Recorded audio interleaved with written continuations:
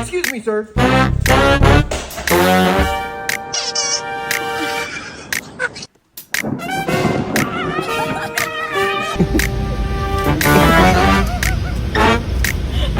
It's okay.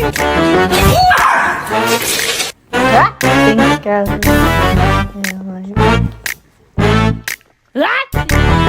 This little